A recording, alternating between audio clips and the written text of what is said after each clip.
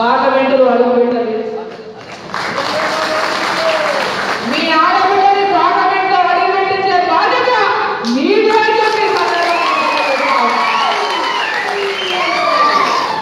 అక్క చెల్లి అన్న తమ్ముడు ఎవరికి ఏ కష్టం వచ్చినా, ఏ అపరాధులు వచ్చినా అపరాధులు వచ్చినా ఎక్కడున్నా వెంబడే స్పందించినటువంటి మీ ఆడబిడ్డ అరుణమ్మాన్ని ఈ సందర్భాన్ని తెలియజేస్తాను. ప్రశ్నించవలసిన జవాబు చెప్పాలి. అధికారంలో లేనప్పుడు కూడా అరుణమ్మ పార్లమెంట్ ఓడిపోయినా, ఎమ్మెల్యే ఓడిపోయినా, ఇప్పుడే ఓడిపోతా నేనేం ఓడిపోలే. పార్లమెంట్ 96లో పోటీ చేసి ఓడిపోయిన 3000 ఓట్లతో ఆ రోజు నాయన కాంగ్రెస్ పార్టీలో ఉన్నాడు. నాయన నేను బిడ్డనైనా నాయన ఆ రోజు కాంగ్రెస్ పార్టీలో మల్లికార్జున గారికి సపోర్ట్ పోటీ చేస్తామని ఎంపీగా దీనికన్నా గుర్తు కమలం పువ్వు గుర్తు. ఇది ప్రజలే అవసరం ఉంది. దీన్ని మనం తీవ్రంగా ప్రతి ఒక్కరికి చేరవేయాల్సినటువంటి అవసరం ఉంది.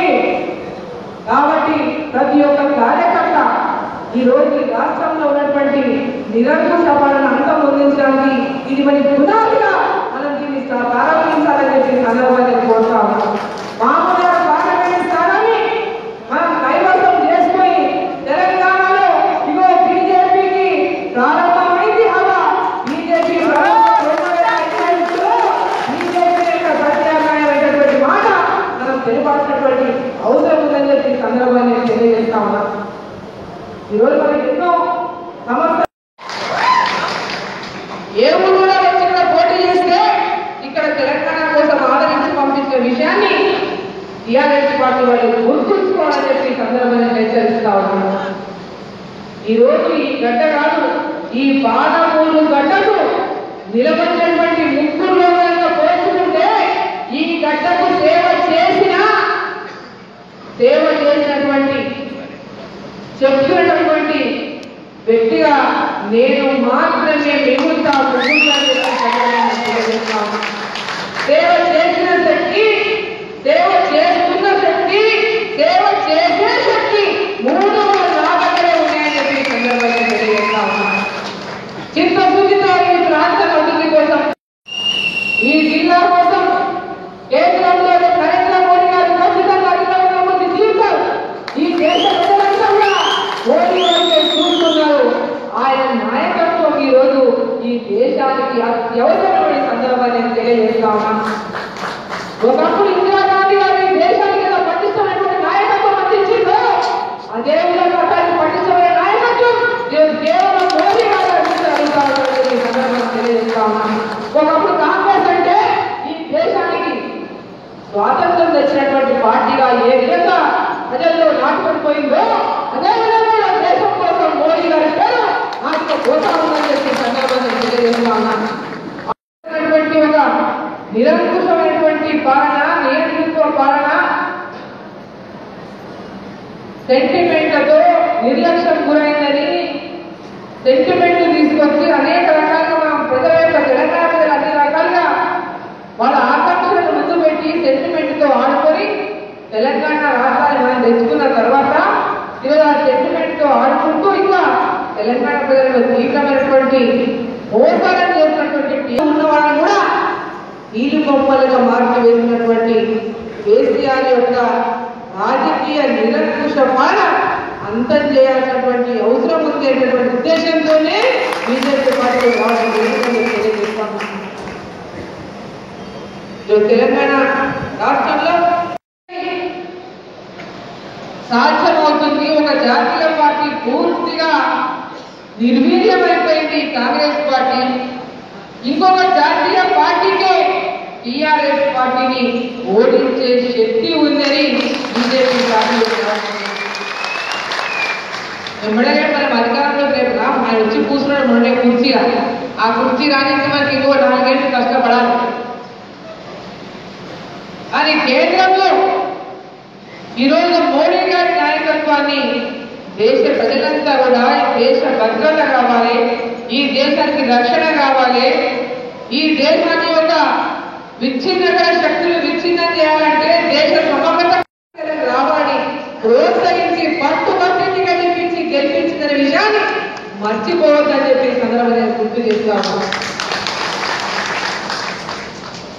పార్టీ కోసం కాదు, పాలమూరు జిల్లా ప్రజల కోసం కూడా చిత్తశుద్ధితో ఈ ప్రాంత అభివృద్ధి కోసం పార్టీలకు అతీతంగా ఎవరొచ్చినా, ఎక్కడ ఏ పరిస్థితి ఉందన్నా, ఏ సమస్య ఉందన్నా, ఎలాంటి విధంగా ప్రతి ఒక్కరికి కూడా అందరికీ కూడా అందరికీ అందుబాటులో ఉండి ఈ ప్రాంతానికి సహకరించినా కూడా మీకు ఈ సందర్భంగా నేను తెలియజేస్తా ఉన్నాను. కేవలం పాలమూరు బిడ్డలనే కాదు, నా పుట్టిన ఇల్లు నారాయణపేట నియోజకవర్గంలో ఉంది. నేను పుట్టిన ఊరు నారాయణపేట టౌన్ లో నేను పుట్టిన. నాయకులు ప్రజలకు సమస్య దృష్టి తీసుకోవడానికి కానీ, ముఖ్యమంత్రి గారు కానీ, ముఖ్యమంత్రి గారి సెక్రటరియట్ కంటే మన తాళమే ఉంది. సెక్రటరియట్ సీట్ లాగా తాళం. ఇప్పటిదాకా సెక్రటరియట్ ఓటు ముఖ్యమంత్రి ఎవరైనా ఉన్నారంటే కేసీఆర్ ఉంటున్నారు. మన రాష్ట్రంలో ఇంతవరకు సెక్రటరియట్ రానటువంటి వ్యక్తి, ప్రజలకు కలవనటువంటి వ్యక్తి, ప్రజాపతిని కలవనటువంటి వ్యక్తి, ఈ పార్టీ ఆ పార్టీ అనకుండా అన్ని పక్షాలు కూడా ముఖ్యమంత్రులు, గతంలో ఉన్నటువంటి ముఖ్యమంత్రులు కలిసినటువంటి ప్రజాస్వామ్యం, ఈ రాష్ట్రంలో ఉన్నటువంటి ప్రజాస్వామ్యాన్ని పూర్తి చేసినటువంటి వ్యవస్థ టీఆర్ఎస్ పార్టీలో కొనసాగుతా ఉన్నాం. తెలంగాణ రాష్ట్రంలో మన పాలమూరు జిల్లా ఎన్నికబడినటువంటి జిల్లాలో ప్రాతినిధ్యం వహించి ఎంపీగా నుంచి పోటీ చేసిపోయాడు. తెలంగాణ సాధించిన నేపథ్యం ఈ రోజు ఈ ఎన్నికలు రాష్ట్రానికి సంబంధించినటువంటి ఎన్నికలు కాదు. కేసీఆర్ ముఖ్యమంత్రి అయి కూర్చున్నాడు. ఆయన ప్రధానమంత్రి అయ్యేది లేదు. ఆయన 16 సీట్లు ఇచ్చినా ఆయన ప్రధాని నిర్ణయించే శక్తి ఆయన ఉండదని చెప్పి సందర్భాన్ని తెలియజేస్తా ఉన్నాను. ఏకపక్షంగా మోడీ ఈరోజు దేశంలో అధికారంలోకి బీజేపీ పార్టీ రాబోతా ఉంది. ఎవరితో అవసరం లేకుండానే కేంద్రంలో పార్టీ అధికారంలోకి వస్తుందని చెప్పి సందర్భాన్ని తెలియజేస్తా ఉన్నాను. తెలంగాణ ఎవరెవరు నిరుత్సాహపడాల్సిన అవసరం లేదు. ఖచ్చితంగా దేశ ప్రజలందరూ ఏ విధంగా చూస్తున్నారు. తెలంగాణ ప్రజలంతా కూడా ఈ రోజు బీజేపీ వైపు, మోడీ వైపు వాళ్ళ ఆలోచన ఉంది.